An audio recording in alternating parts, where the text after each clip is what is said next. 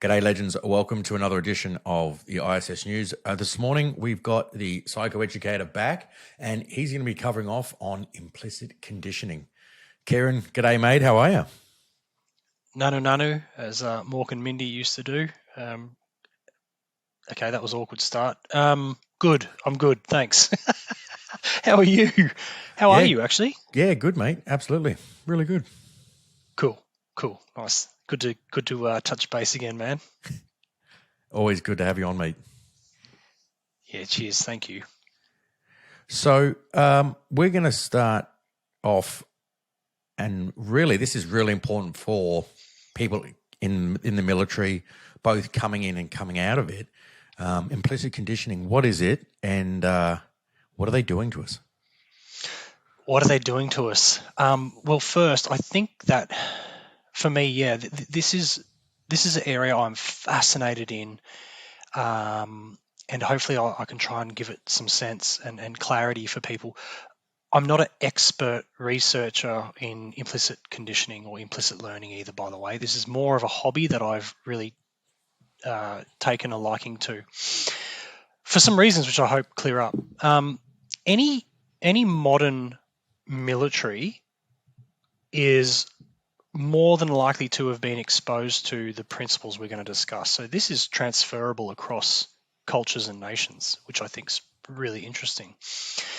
So we're all born with, certain genes, a type of brain. Your brain might be more pliable than mine or more plastic than mine. But again, like in the last episode I touched on, there are principles of a mammalian brain which apply across all cultures, countries, and peoples. And one of them is conditioning. So if you think about identity quickly, when you were 5, playing around in the sandpit or whatever you're doing at 5, you don't decide that you're going to be Kieran when he's 35, like who I am at 40 today. I didn't decide to be who I am now at age 5. And it's like, well, then how did who I am now come to be? And it's like, well, conditioning through the years of experiencing things, plus your genes, the environment, nature and nurture have come together and shaped a brain. If you think of a ball of Play-Doh and the external environment is like pressing on the brain, it's the external environment's leaving impressions. Now, the shape and depth of that impression will be proportional to the behavior expressed. So there's impressions and then there's behavior expressed. Does that make sense?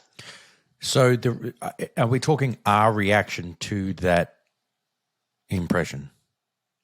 Yeah, pretty much. So if it's a TV show you like, then the impression on the brain and its ability to learn or like or form a habit is quite, soft touch. It's like, here's a TV show, touch, leaves an impression.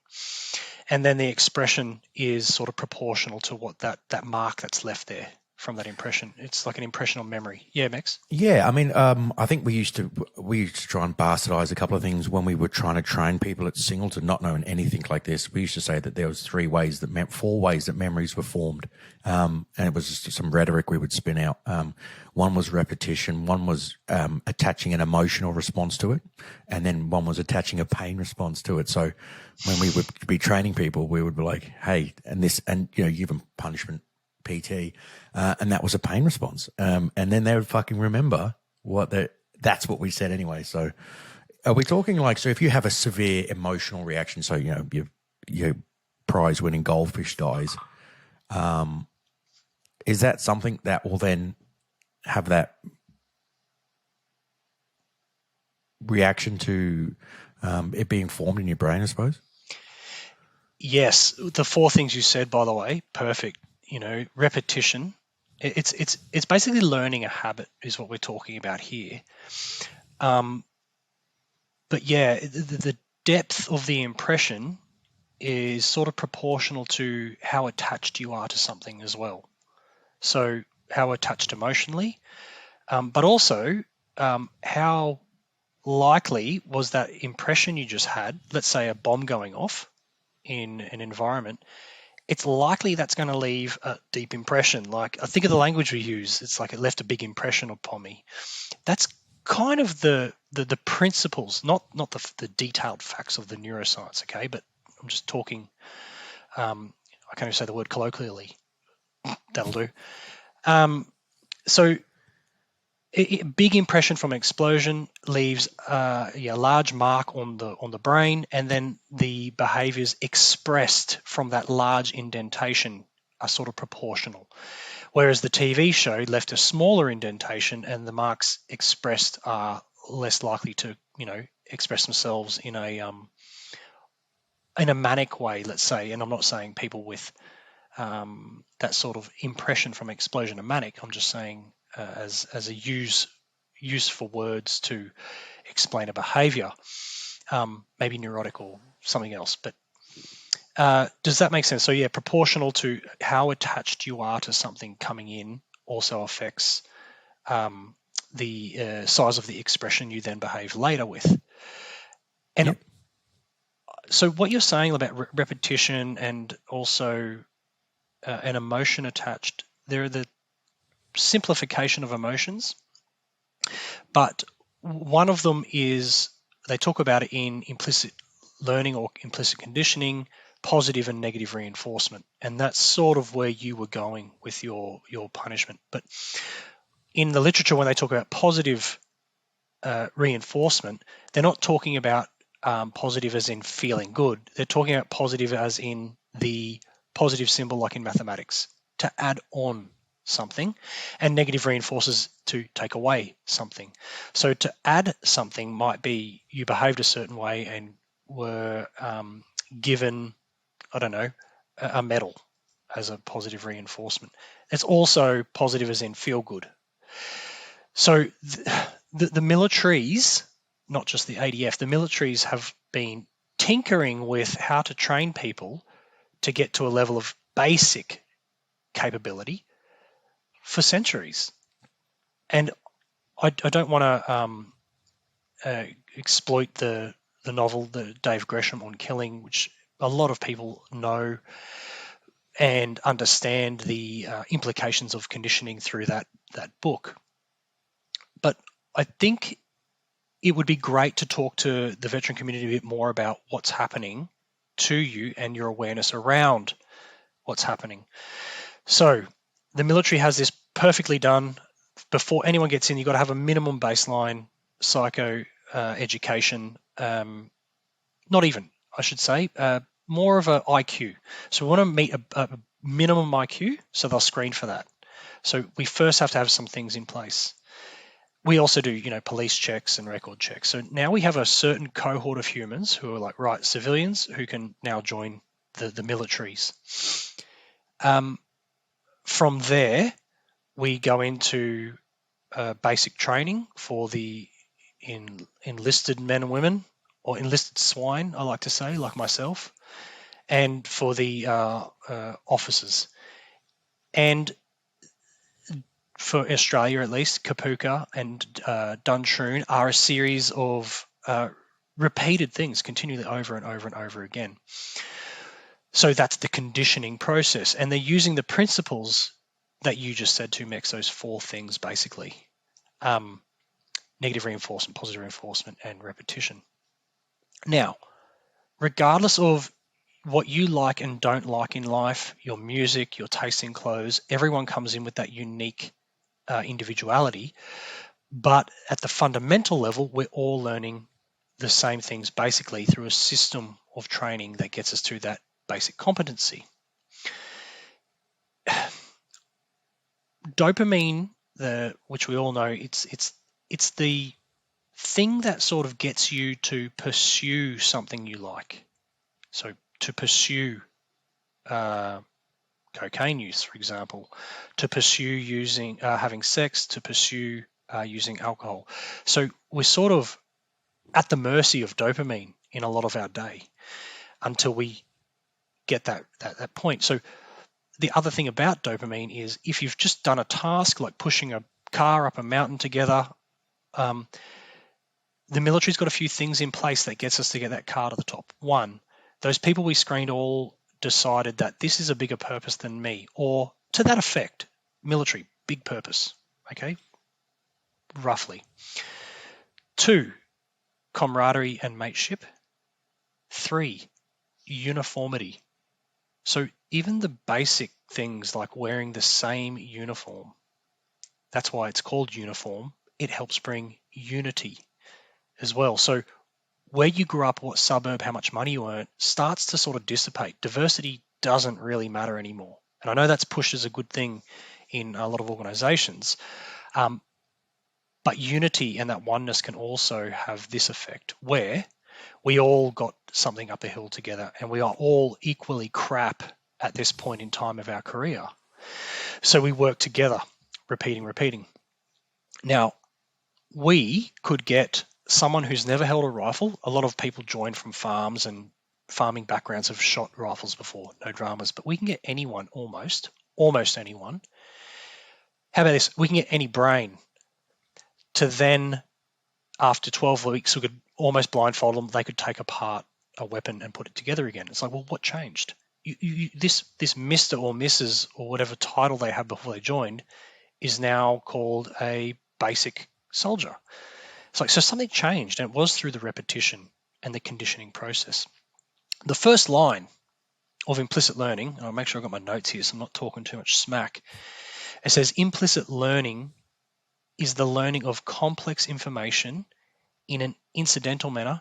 Now this bit, without awareness. Right. What does that say?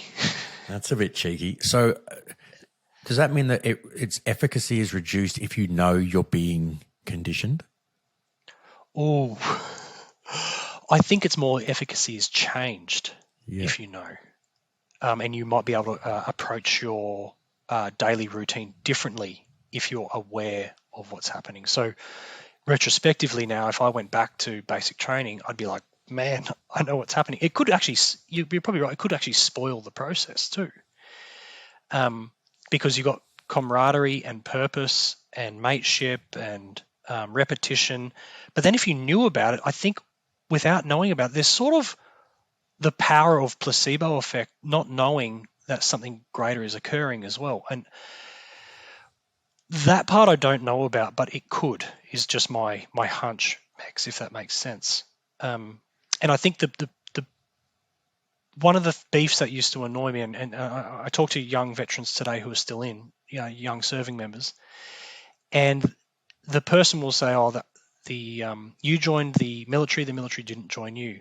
You signed the dotted line, so therefore you should know.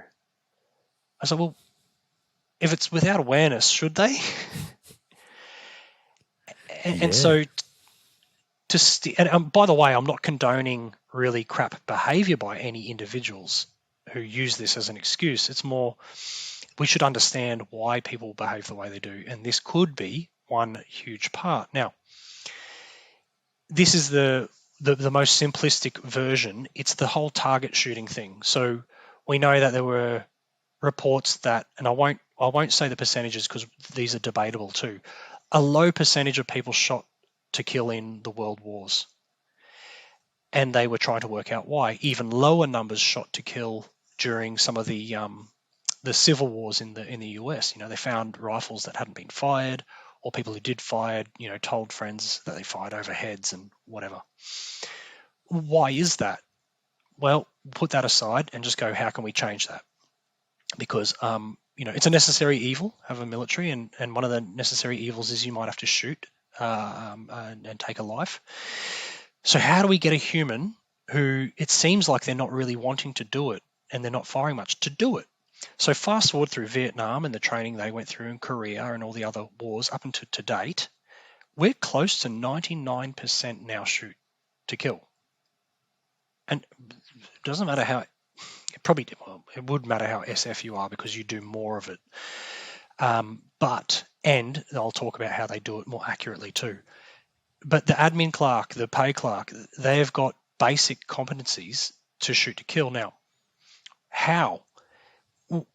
We were shooting a lot in the World War I period and the civil wars in the US, but we were usually shooting at sandbags or that bullseye target. Now, if you put one platoon shooting every day at a bullseye target and they never miss, never, they are always on bullseye, even moving targets, never miss. And then you get another group and they shoot sometimes and they shoot pretty accurately, but they're shooting now at that figure 11 or the target, which is the outline of a human with an angry face holding a rifle with a bayonet charging you. So both are doing the exact same activity. One group shooting out there and they never miss. The other group, they shoot sometimes and miss a fair bit. Now put them both in a war next to each other. Even though this group is more accurate and never miss, now they're not shooting. This group isn't as accurate, but now they're shooting. It's like, what changed? And there's a lot of really interesting literature on advertising and how subliminal it can be. And so what we're talking about, some people say brainwashing or institutionalization or being acculturized. These things have a name called conditioning.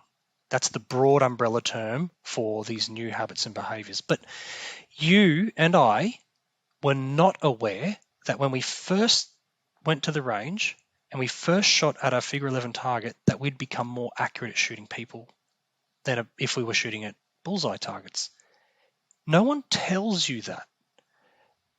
But from the literature and evidence, that's what seems to happen. Now, if you talk about informed consent, who said that was going to happen to you when you joined? Does that make sense? Or am I talking too much? No, that makes sense. And I suppose there's negative connotations and positive ones to that conditioning or behaviors, right? And some of that is, I suppose, what you're going to get into is you don't really know what you're signing up to. And then on the side of that, on the back end of that, there's no deconditioning, reconditioning. Bingo. Yeah, whatever you want to call it. You know, someone, one of the psychs I was talking to, she said, let's pair up and call it a D-Kapuka or a D-Duntroon. And march out is you rock up late, your sunnies are on your head, you got thongs on and you're hungover with a ciggy, and you it's like, you've made it. Look, you've transitioned amazingly. Grow your mullet out, my friend. So there's sort of like a deconditioning and this is the bit that I'm most passionate about, is the transition reconditioning space, because I'm not against this implicit conditioning. We need an effective military, and unfortunately it's been interfered with at the moment, and I won't go into that. There's no time or need really, but to be capability is the buzzword amongst the the strategists. We need that implicit conditioning. That's how we get people to do what they need to do, and without thinking too much about it. Being accurate, the better conditioned you are and trained, and that's where I was going to touch on the SF guys, where the normal army shoot at a figure 11 target, they'll actually have like live sort of dummies, so a human. So again, the likeness of reality is even closer again, and they'll use more live rounds in more accurate environments too, be it kicking in a literal door, not on a range lying down on grass that's mowed perfectly, like most people in the normal ADF do. So their accuracy and reduced, blue and blue, more accurate, taking out the fighting age male or whoever, I don't know why I use that terminology, but is increased. Now, I've got no dramas with that. Put that aside. I'm going to ask you some dumb questions, Mex, and I want you to just play along, and let's see if this lands. All right. If you and me were in charge of training a military, and they go, here's this money, and then we go away for a month, we come back with a plan, and they say, right, Mex, Kieran, how are you going to train these people, this new army you're designing? And we say, oh, well, we've given them a phone number they can call, and once a month they can ring us, and they can do it from home. They can also work another job, actually. We'll let them work another job while we do this training with them. And it's voluntary. If they want to rock up, We're not going to force them. And there's other activities they can do if they want. And if they need to call me after hours, look, there's a call center and they can call and they can go, hey, how do I use this weapon? Now, to any listener there, regardless of education, you would all be shaking your head going, this will not work. You are never going to get these guys to a level of basic capability. Am I right? Like, absolutely, mate. Yeah. Okay. That is precisely the process we do for veterans when they get out. And we wonder why they're struggling transitioning. I hope that lands really, really clearly. They are coming out. If we want to change the brains, it's like we need to put them in together under one roof at Kapuka, repeat, repeat, repeat. Positive, negative reinforcement, purpose, mateship, camaraderie. Boom. We're at 100% shoot to kill. Now they get out and it's like, oh, what do we do? I don't know what to do. Do we make another ESO? Do we make another DVA? Do we make another, or VA, another? It's like everyone seems stumped and dumbfounded at how to retrain the brain. And it's like, well, if you're going to train them to become soldiers and you do it from home and over the phone once a month, and that doesn't work, what makes you think that rule applies for, the veteran becoming a civilian? Does that make sense? Mate, I mean, once it's framed like that, it's quite obvious. And I completely agree with this conditioning. And well, I'm not saying everyone's like complete robots when they get out and they're like, I don't know how to open a door like a civilian. God, there is so much. I mean, I've got to go back onto base up in Townsville when I get up there. And even just thinking about going on base, I'm like, oh, I've got to have a shave. And I was like, yeah, I'm not in the army anymore. But it's still, I mean, that's the basic stuff, right? The really obvious glaring ones, but there's so many of those little things that are in there. And I suppose, does this sort of stuff happen the longer you're in? Again, with my lack of expertise in this area, I don't know. I dare say so. A nice analogy to think of the brain and conditioning is if you can picture four-wheel drive car, you go to a sandy island that you've never driven on. Bear with me, it'll hopefully make sense. And there's hills and bumps and the odd trees, right? Now, you go for a lap around that island. So think about the cognitive effort you put in. And people do this. They're like, shit, I don't know what's over that hill. I've got to engage a gear. I've got to brake. I've got to accelerate, steer, so on and so forth. Now, this is a great analogy because the first lap around the island, you're using a lot of cognition, effort, glucose, one lap. What happens when you go for your second lap, Mex? You start to think less and get in more of a habit, I suppose. Yeah. After that first lap, you're thinking less, because one of the things is there's like a signature left behind from the first lap you did. It's faint. What happens when you do your 4,000th lap? The ruts are so deep, you just put your hands back, light a ciggy, and you let the car drive itself. And now it's a habit. And that analogy is basically the fundamental principles of conditioning. And the sandy island is the plasticky surface of the brain, and the repetitions are the habits being put in, and the ruts are the neural connections, if that makes sense. And so now we have this over time. The more repetitions you do, the deeper the ruts. And so my theory is, at least with conditioning, the longer you've been in, the deeper the ruts.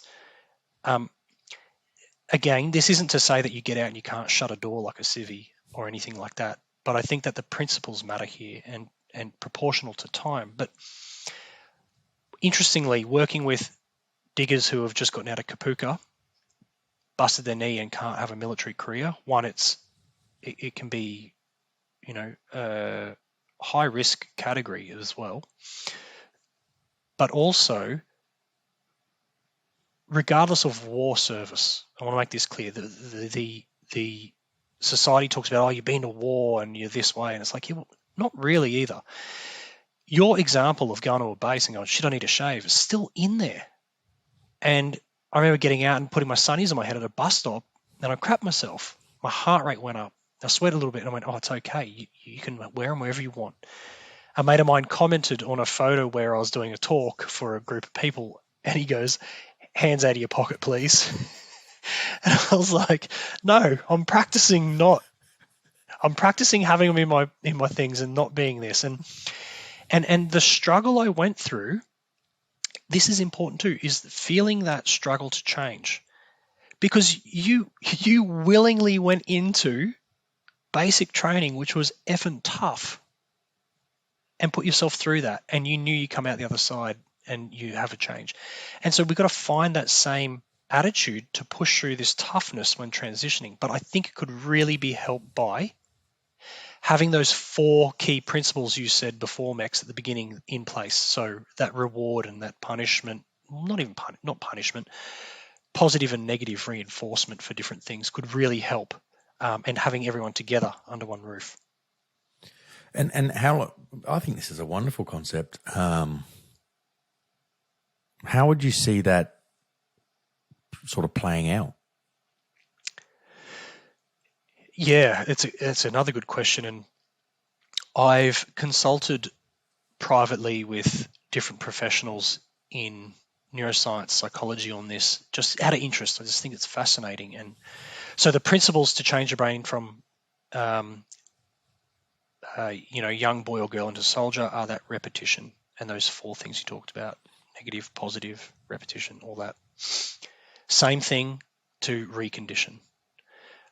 First thing, there are people in the military like the officers and diggers, and I'm generalizing here, not everyone's the same, but generally a lot of officers do have some sort of education, are pretty well networked, and can slot into an opportunity like employment. And thinking of Maslow's hierarchy of needs, just financial backing and security can be the first step to helping transition meaningfully. A lot of ORs do come out, and whether they're grunt or engineers and a tanky, and they're like, well, I don't know where I can use my Mag 58 quals on Civvy Street, or my explosives maybe in the mining, but that's full of lots of ex-military guys anyway. Transferability. So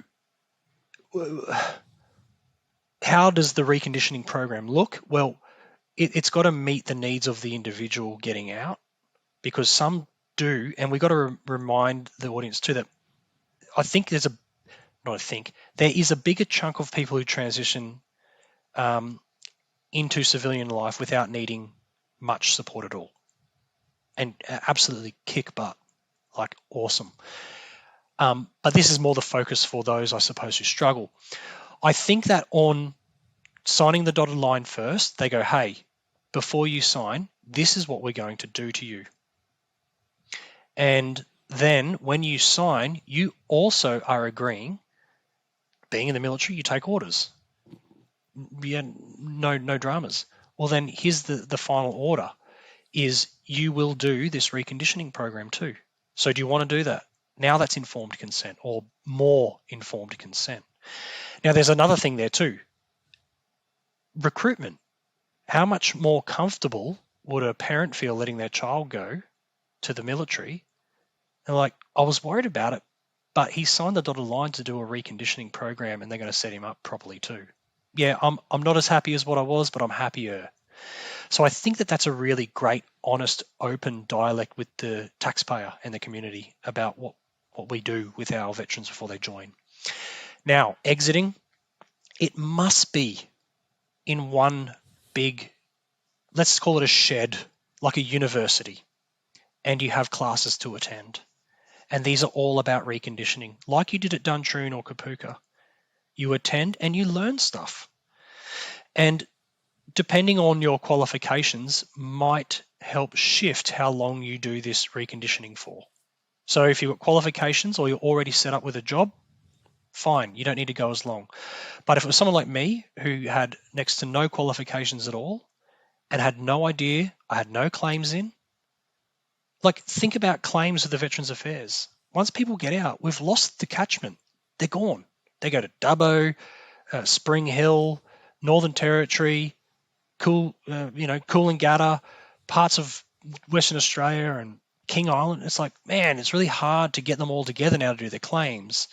But efficiently speaking too, if we were able to have everyone under one roof, like we did at basic training, well, we get all the things we need. Our gear, our equipment, our ammo, our food, everything under one roof. Lesson 1, how to write a claim for something. You're all in a class together. Lesson 2, tomorrow we'll be cycling through going to the GP. And then after that, we're going to have a talk from the psych. But why not bring in ESOs? Swiss 8's going to come in and show you a good app you can use to set and form routines like I did, which really helped, by the way. Good little promo, but it was excellent. Cheers for the plug, mate. And then you can get other ones, let's say suicide prevention, and people like Red 6 are going to come in and talk about how their app works. Now when people walk out of this transition program, they've got, like Kapuka, they've got a basic competency of what's going to perhaps happen. There are expectations set. They might be walking out with a CV written where they never knew they could transfer their infantry quals into something like a project manager outside. Like how wonderful. Put in big bucks here, get doors for different ESOs, get doors for the DVA, GPs and psych to all go through like a mini uni before you get out. And then when you walk out, you're like, I got this. I know as well that I'm going to run into some trouble, and these could be some of the things I run into, but I might not as well. And I think this is my utopia, Mex. Oh, I think that, and I would definitely see, it'd be interesting to see how this Joint Transition Authority works. I definitely see that sitting into the wheelhouse of DVA, and obviously keep the Army creating war fighters, but then move DVA away from just claims and give them that whole responsibility of retraining, of reconditioning people. I think that would be wonderful, mate. Yeah. I agree. Like if we put, I think what we spend, you might know the figures, the 53 million or 53, maybe, I don't know how much we put into veterans after they leave for mental health and programs and so on and so forth. Well, could we not put a huge lump into this thing? And so this de-kapuka, this deconditioning or reconditioning program, because again, the whole turn someone into a soldier and they can do it from home over the phone once a month it's stupid. I mean that in the sense of the word stupid. It's unintelligent. It's not friggin' working. So I'm a bit clueless as to why there are so many people going, what can we do? This isn't working. And it's like, well, how did you make them a soldier so effectively? And then they sort of outsource to Deloitte, these large consulting companies pay them $50 something million and go, why aren't people?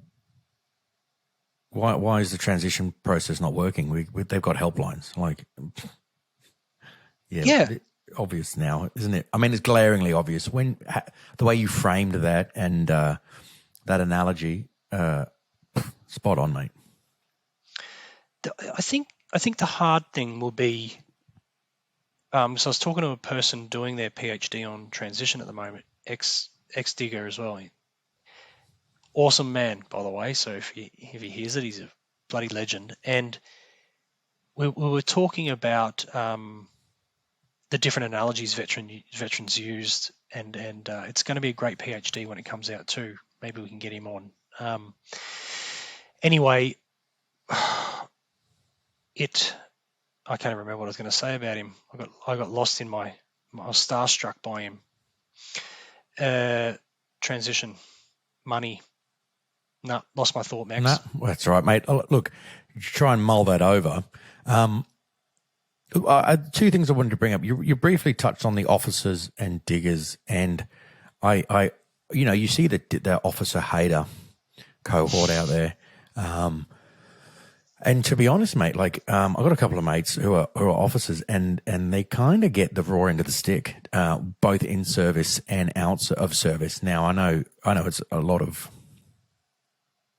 diggers that are well, I don't know the details, but especially in service, they can't go on stress leave or go to the REP and just have a bad day or week, or especially that wasn't the case within the infantry. Is this part of this implicit conditioning, or is this just the fact that this is a societal construct, like you're an officer, you're a leader, you can't have a bad day? Yeah, I agree. First, one of my brothers is an officer. So out of 5 of us who are all Army, 1 officer, we'd be sitting around with a carton of beer at Chrissy with our shirts off, board shorts, watching cricket together as brothers. And then the officer would walk in, we all go, stand fast. It was just, and we would laugh our heads off because he's our brother. He'd be like, fuck off. And we're laughing and taking the mickey. But when I look back, I'm like, yeah, man, it must have been actually really, really hard to be an officer. And it's hard to be a digger too. I'm a digger myself, like I know the feeling. But when you talk about like sort of the societal norms or whatever, remember society, regardless of military, society is a bunch of conditioned brains coming together. Society is, from years of evolution, what it is today. And it wasn't done through implicit conditioning so much like the military obviously is, through repetition all under one roof. It's sort of a natural way that the brain learns to adapt and find glucose so it can spread its seed. That's it. And we call it society. Just chimps in fancy clothes like cup noodle t-shirts. We're just trying to get glucose so we can mate. And we call it society, and we're eloquent, and we got music, and we got art, and there's all these beautiful ways, which makes us unique from other animals as well. And we also have levels of awareness that we think animals don't, which is something interesting too. So societal norms, yeah, but Duntroon, as an example, if you go through ADFA first and do, a 3-year degree, ADFA. So what other uni students have to dress up and iron a uniform every day and rock up on time, or else they might get charged? None. So for an officer, that's crazy for 3 years. You're just getting that, they call it a knife, fork, and spoon course, some diggers. And it's like, it's more than that. That's conditioning over 3 years, and it's very subtle. It mightn't be as intense or as densely packed in as Kapuka, but over 3 years, I'm sure you're getting a lot. Now, go to Duntroon, and you've got another 12 months where they up the ante, and the expectations of you as a leader to lead men and women. Like, there's a lot of pressure. I think that as far as the conditioning process is concerned, diggers get off pretty easy, actually. Not easily. It's not easy. They get off differently. They get trained differently. So I think it's, in fairness, Mex, in the act of fairness, that we should acknowledge all members for their. It's not you did it worse than me or yours is better than mine. It's so unique, and we're all conditioned. Even if you got out after Kapuka, you're conditioned to a degree. And then even after you got out for 40 years, you're conditioned to a certain degree as well. Some of those conditioning behaviors are maladaptive in civvy life, but tell you what's good, rocking up on time. What's wrong with that as a civvy? I think it's an excellent thing that you can keep. So there are things that we are conditioned with to have and be known for and institutionalized with, which are great. And there are some you can learn to drop. And learning to drop them while we wait for this utopia I talk about, you can do that sort of stuff too. Mate, so some of these,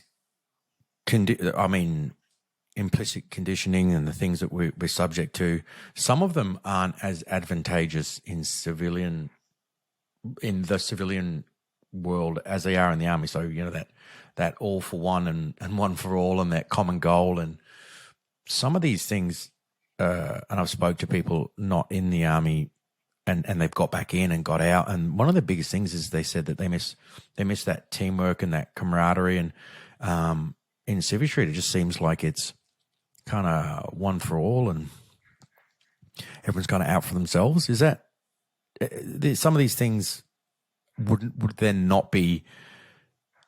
You don't want to let go of those. They're pretty positive things to have, but are not, like I said, advantageous in the civilian world.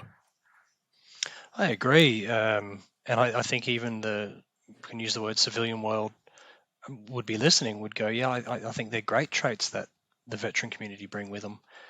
The problem is we miss them and we long for them, we yearn for it, and it can upset us and it can affect our mental health and so on and so forth. That's a exaggerated example, but it did for me at least, and people I know. While we talk about diversity in the civilian, I got no dramas with it. You're as unique as you are. Even if we were all one race, one color, and one sex, you'd start to form in-group and out-groups anyway. There would be some forms of segregation here and some there and not there and here. So regardless of that, people start to do, individuality over other things. But wearing one uniform, what greater thing to experience than union with someone who, look, superficially, there's a difference, but that doesn't matter. It's superseded by a deeper purpose. And I wish, and I get a bit frustrated, I wish people could experience that. Sorry about the background Renault noises they're doing here. I'll carry on. I wish people could experience what it feels like to have that oneness. So 500 people in step, left, right, and you hear the crunching of the boot at the same time. It's a brilliant big one sound of 500 boots, and then halt, and they all go doosh, and then stillness, and it's like, that's pretty awesome. I miss that. That's that unity, that feeling. It's not a thing I can really talk about or explain. It's a feeling.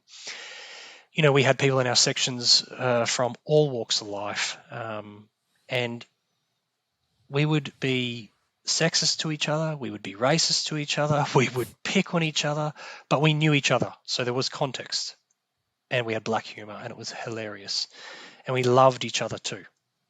I didn't use that word, but I knew that if I fell over head first in the mud, someone's going to yank me up by the back of the neck. Fact. I know that when I go to the toilet and some bloke tried to start me at a pub one night, I started smiling. He goes, what's so funny? And he was bigger than me, and I'm like, see all those dudes behind me? If you hurt me, they're all my brothers. And like, what better feeling is there than that sort of support? So I really do love that camaraderie, mateship, brotherhood, sisterhood. I miss it. And so when we went in, we talked about the repetition with the conditioning. One of the things that's missing when we get out is we're like, well, my purpose, like my tribe, and what can I use to put in place aren't the same now. It's like I thought I was putting my life on the line, and now I'm serving drinks at a bar in a hotel. Like I'm not diminishing because I did that.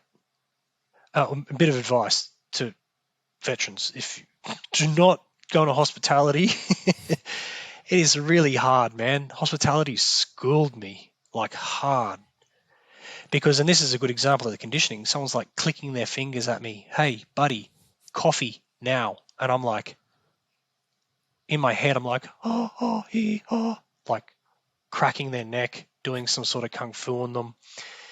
And I had to bite my tongue. And I thought, man, it's easier to go be deployed than to bite my tongue right now. I would much rather be deployed. And people would be like, how can you be deployed? That's so crazy. But you can't serve a person a coffee. It's like the way he did it. No. And so I had to learn new things. So the four-wheel drive analogy is this. The deeper the wheel ruts and you're freewheeling, you've got a habit now. You just do things automatically. You salute, you shoot, you march. It's just so automatic now. Now think about how your brain would feel. How's the energy? Now you've got to steer the car out. Dub in the mouth now. Got to steer out of the wheel tracks. You've got to use more glucose, more cognition. and the stress goes up again. You're like, now I've got to start a new path around this island. That's exactly the same stress you feel learning new skills when you transition. So if you're feeling the stress, you can also placebo yourself into going, well, this stress means the brain's learning. Stress we always call bad, and because we do live in a heightened stress, even if you're not military. But if you can find a measurable amount of stress, then push through. But if you push too hard, you get sick. If you push not enough, you get sick. So you've got to find your window of tolerance where for you, enough stress. But if you keep avoiding things that trigger you from your military career, you're just always going to get triggered for the rest of your life. Go for it. But if you're willing, and now it's not always about setting goals, but it could be something like, I need to rest on the couch at 2 p.m. every day because I'm so depressed and lethargic. Okay, set the alarm for 2 and make it your goal to have a rest for 30 minutes. And then try to wake up and not feel guilty. Can't do it. It's because it's a learning new thing. So I think we can have discussions like this, and there have been some with different authorities that I speak to make a list. Which list of things do you want to keep? Where I work, the veterans all rock up at 5 to 10, and the civvies all dawdle in, 15 to 20 minutes later. And I start going, oh, bloody hell, look at them. They're rocking in late. But then at the same time, you can look at them and go, actually, I kind of want some of that too. So finding that area where to become more comfortable and transition, which is really shifting out of those old wheel ruts and making new ones. But no one's said it's going to be easy. And you probably won't find the same purpose or camaraderie. But knowing that, when you don't get it, well, you're like, that's right, we talked about it. It's not a big deal to me because I expected that this may happen, if that makes sense, Max. No, mate, absolutely. I think, well, that's supposed to be a news edition, mate, in under 30 minutes. I could probably sit here and listen to you for another 3 hours. We're gonna have to keep getting you back on and keep breaking this stuff down. We've had some really amazing feedback on your last edition, mate. So, mate, if we can keep getting you back and keep breaking down some of this stuff, I think it'd be really good. Let's give a taste. So let's go into conscious awareness and what the effects of that are with transition and PTSD. We could talk about awareness because we talked about implicit conditioning without awareness. Let's talk about awareness. Like, what is it? What is the thing in your mind when you see thinking, when you see thoughts? What is that? And I hopefully break this down and make it real. I think I can make this simple enough without woo-woo, so that we can start to understand why we do what we do, and then give us the choice to act on an impulse or to leave it. Righto, stay tuned because that one's going to be a ripper. Thanks for coming on, mate, and we'll get you back on next week, and let's talk about this awareness piece. Thanks, brother. Cheers, brother. Chat to you soon.